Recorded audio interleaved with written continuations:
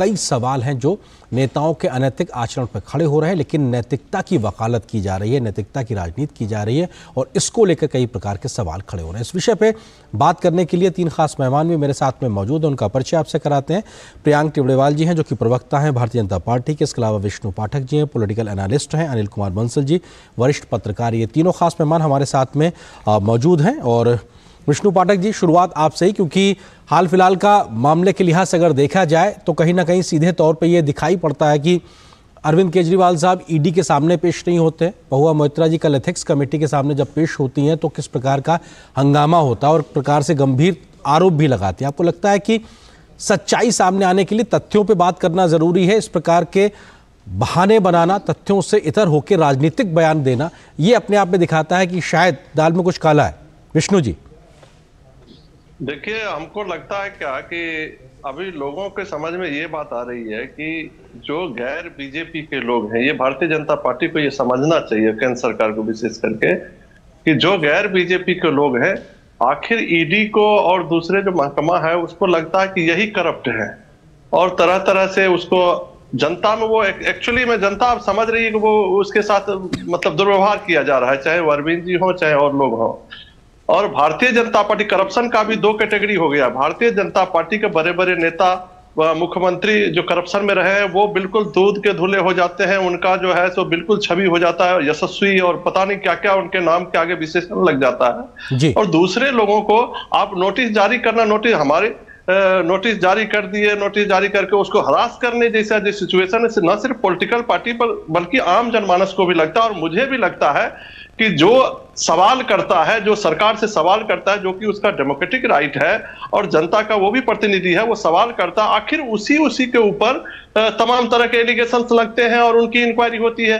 लेकिन वही व्यक्ति जब सत्ता के साथ हो जाता है तो बिल्कुल क्लीन हो जाता है, बिल्कुल वो राजा राम जी की तरह दिखने लगता है और ऐसा लगता है सरकार का विश्वसनीयता। जी विष्णु जी, लेकिन जो तथ्य सामने पब्लिक डोमेन में है, अगर महुआ मोइत्रा जी के मामले की बात की जाए तो साफ तौर से दिखाई पड़ रहा है और उन्होंने स्वीकारा भी है, हीरा नंदानी ने भी स्वीकारा कि किस प्रकार से उन्होंने इस्तेमाल किया। तो ये तो अपने आप में जब स्वीकारता भी दिखाई पड़ रही है तो उसके बाद भी साहब ये राजनीति से प्रेरित है, ये कह देना। मैं आपको अरविंद केजरीवाल जी वाला मसला बता रहा हूँ। अरविंद केजरीवाल पहली बार ऐसा केस हुआ है कि आर्थिक रूप से जो फिजिकल एविडेंस आर्थिक कहीं मिला नहीं सरकार को, और उसके बाद मनीष सिसोदिया को जेल में बंद कर दिए।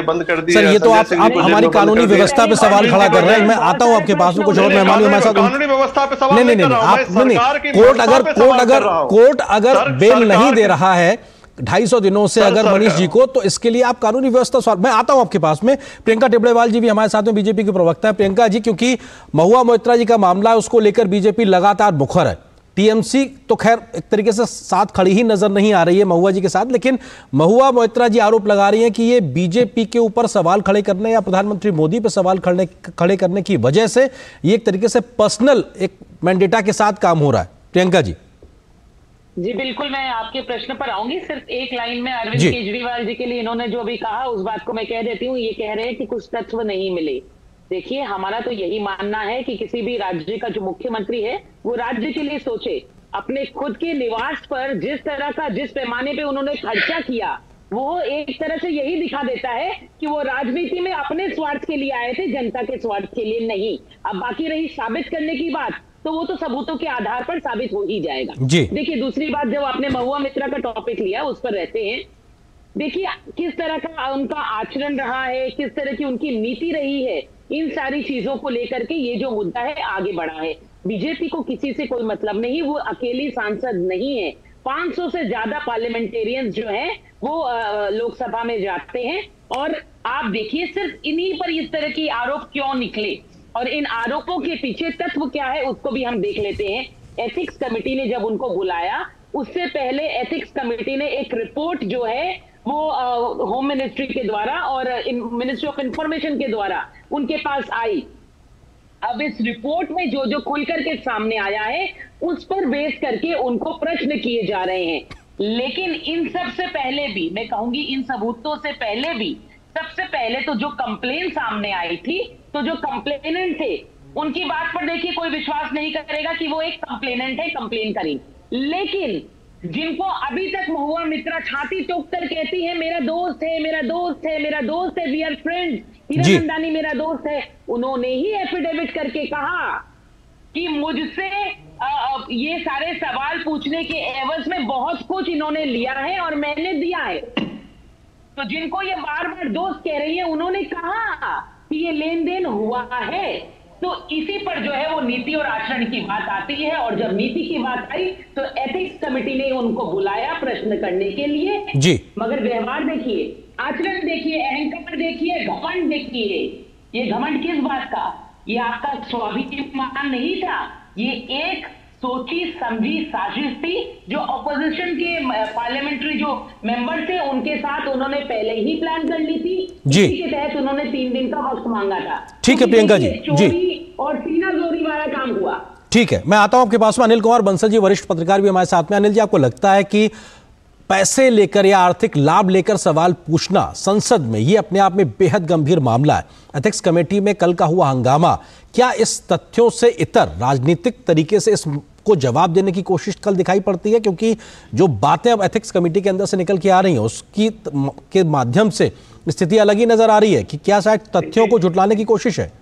आर्येंद्र जी, 2 पहलू हैं जी। जैसे उन्होंने शुरू में कहा कि मैंने पैसे नहीं लिए सवाल पूछने के बदले, तो वो अपना ये बयान वहां दे सकती हैं।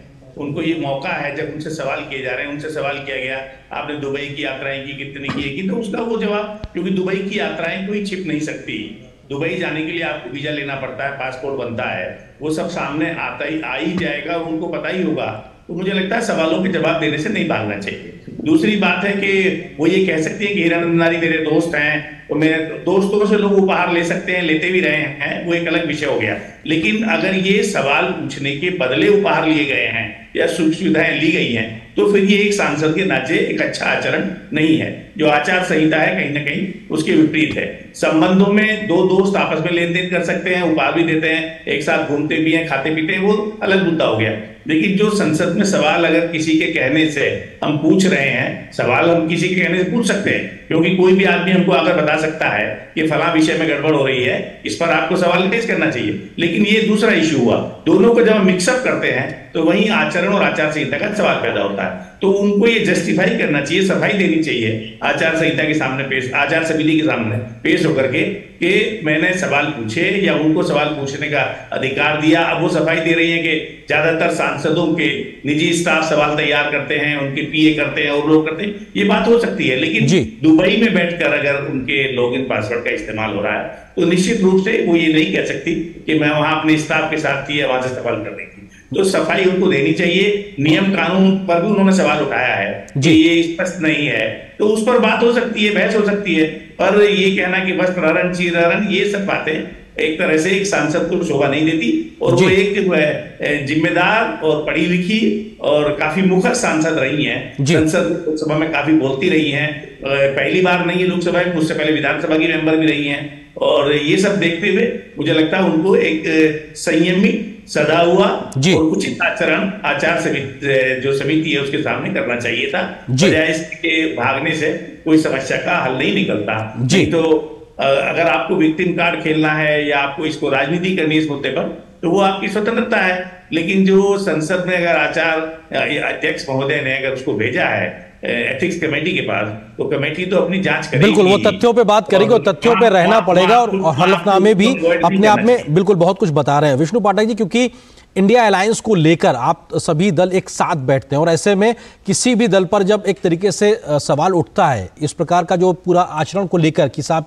क्या आपने पैसे लेकर सवाल पूछे, तो ये तो पूरा एक गठबंधन की जो पूरी एक कोशिश है उस पर ही कहीं ना कहीं लगता है कि साहब किस प्रकार से इस पे आगे बढ़ा जाए, क्योंकि खुद टीएमसी एक तरीके से समर्थन करती नहीं दिखाई पड़ रही है, साथ खड़ी नहीं दिखाई पड़ रही है। ऐसे में तो इंडिया अलायंस भी अपने आप में एक तरीके से गठबंधन के तौर पर है। विष्णु जी, नहीं, इंडिया अलायंस का इससे कोई मतलब नहीं है। उन्होंने उनका पार्लियामेंट कमेटी जो भी कमेटी है उनसे सवाल किया, वो अपना जवाब देंगे, वो तो उनका मसला है। हमने पहले कहा था कि जो केजरीवाल जी वाला मसला है उस पर कहा था, तो उन्होंने कहा कि उनको राज्य से, भारतीय जनता पार्टी की प्रवक्ता प्रियंका जी ने कहा कि उनको राज्य से मतलब होना चाहिए। अगर भारतीय जनता पार्टी के जो वर्तमान में केंद्र में बैठे लोग हैं अगर वो भी राज्य से ही मतलब रखते हैं तो क्या आज देश के प्रधानमंत्री होते क्या? इस तरह की बातें नहीं करनी चाहिए। सब पूरा चाहे कन्याकुमारी से जम्मू कश्मीर तक का अगर कोई विधायक है या सामान्य नागरिक भी है, वो उसको भी देश के बारे में सोचने का और देश के बारे में करने का और देश का लीडरशिप करने का भी उसको भी अधिकार है, और उसको उसकी इच्छा होती है तो वो उसके लिए आगे बढ़ता प्रयास करना कोई बुरी बात नहीं है। इसीलिए राष्ट्रीय इसीलिए आप राष्ट्रीय पार्टी भी बनी है आम आदमी पार्टी, निश्चित तौर से इसमें कोई दो राय नहीं है, आप भी कह रहे हैं। लेकिन मैं पॉइंटेड सवाल आपसे पूछ रहा हूं कि ईडी के पास ना जाकर क्या अरविंद केजरीवाल ने एक तरह से मौका दे दिया कि साहब क्या है जो आप बचना चाह रहे हैं, क्या खुद जाकर जो भी सवाल है उसका सामना करने से क्या उनके ऊपर लग रहे आरोपों को बंद करने का एक मौका मिल जाता? उन्होंने क्यों उसको एक तरीके से मौका दिया? ये मैं पॉइंटेड सवाल हमको लगता है कि अभी जब चुनाव का समय है, रैली चुनावी सभा निश्चित है, उस समय में अचानक से चुनाव के समय में ही आप देखिएगा पिछले 3-4 बार चुनाव का समय आता है, उसके बाद स्थिति को अलग तरह से मसले लेकर के और भेज देती है। दूसरी बात आपको बता देता हूं कि अरविंद केजरीवाल जी जब मुख्यमंत्री बने थे 2015 में, मुख्यमंत्री बनने के 1 महीने के अंदर पूरा उनके कार्यालय का और पूरा उनका जो घर का था सीबीआई ने रेड किया। 1 महीने तक उनके फाइल एक पन्ने फाइल को पलट करके जांच कर लिया। इससे कोई फर्क नहीं पड़ता है, लेकिन एक व्यक्ति जो 2 सीनियर लीडर हैं उनको आपने डिटेन कर रखा है, उसके बाद एक व्यक्ति जो सीनियर लीडर है एक पार्टी का, वो चुनाव रैली करने के लिए जा रहा, उसको डिस्टर्ब करने के लिए, और इसके लिए जवाब दिया उन्होंने कि हम ये राजनीति से प्रेरित है, ये उनका राइट है, आगे ईडी जो करेगी उसको जवाब देगी। अब ईडी को हम लोग जो है ब्रह्मा जी का ब्रह्म नहीं मान सकते। नहीं, अच्छा सर विष्णु जी, अच्छा विष्णु जी, नहीं आपकी कल राजस्थान में सर, नहीं आपकी ही बात को मैं कह रहा हूं, आपकी बात को कह रहा हूं, ठीक बात है, लेकिन मनीष जी की बेल को लेकर सुप्रीम कोर्ट ने उसको भी मना किया ना, उनको कहा ना, तो ऐसे में आप ईडी कहें, राजनीति कहें, तो पूरी कानून व्यवस्था पे सवाल खड़ा हो रहा है। तो ये तो अपने आप में वाजिब लॉजिकल नहीं हुआ ना कि 250 दिनों के आसपास से वो अगर बेल पे नहीं उनको मिल रही है तो कानून अपना काम कर रहा है। आर्यन जी, सुप्रीम कोर्ट और ईडी एक नहीं है। हाँ वही मैं कह रहा हूं, कोर्ट और ईडी बिल्कुल एक नहीं है, लेकिन अगर वो बेल नहीं दे रहे हैं तो उनके पास भी कोई तथ्य होगा ना। ये तो सुप्रीम कोर्ट कानून व्यवस्था को सम्मान करना पड़ेगा।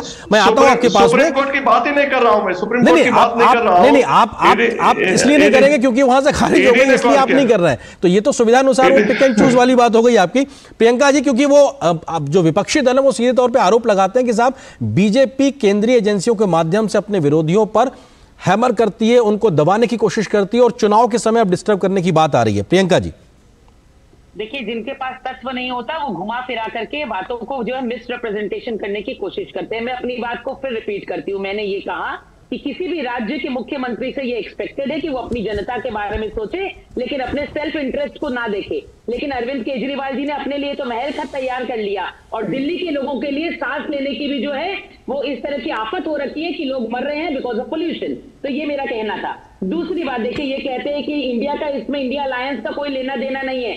अरे भाई वाकई जब टीएमसी ने खुद ही हाथ झाड़ लिए महुआ मित्रा से, तो इंडिया अलायंस इस पर क्या बोलेगी? मगर मेरा फिर यही कहना है कि चोर चोर मोसेरे भाई सब एक ही के मतलब अम्ब्रेला के नीचे आ गए हैं, और सब में देखिए ज्यादा नीति और आचरण में व्यवहार में ज्यादा कोई फर्क नहीं है, सब एक दूसरे से मिलते जुलते ही हैं।